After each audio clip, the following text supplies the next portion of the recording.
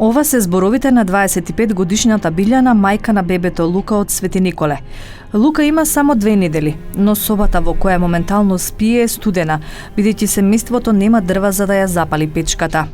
Неговото шише со млеко го затекнавме полупразно, затоа што родителите немаат пари да купат. Мајката Билјана е загрижена за здравието на нејзиното бебе. Таа вели дека социјалната помош од 1200 денари не стасува за ништо.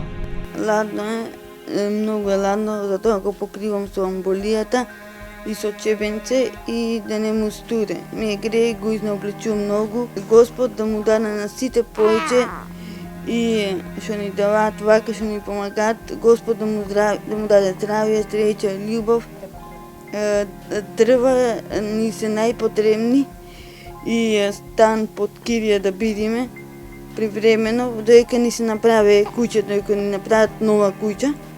Распукани ѕидови, распаднат покрив, од секоја страна дува промаја. Во ваква состојба е куќарката во Свети Николе која го загрижува семејството Симонови.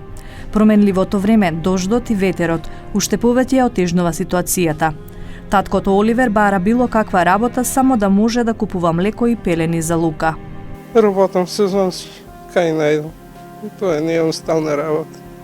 Куќата ми се распаѓа, немам дрва, немам ни храна, ни ништо, дужен сум секаде. Како се снаоѓам, раздужувам се така. Да се седе со дете малецко, без пари, без јадење, без све, без работа, без куќа. Кој други работи, не знам. У шок сум. Кад испадна ова. Што да правам? А фамилија ми треба, сам не се живее, без родители сум. Што да правам? Не може. Една вечер на свеќе до 7-8 саат седемо и си легнем.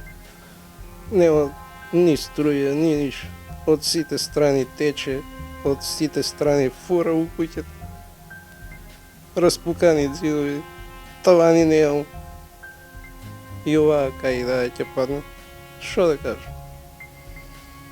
Страшно, молимо се на Бога пред да си легнемо да не падне. Општинските власти во Свети Николе им ветиле санирање на куќата, но досега, како што велат Билјана и Оливер, ништо не е превземено.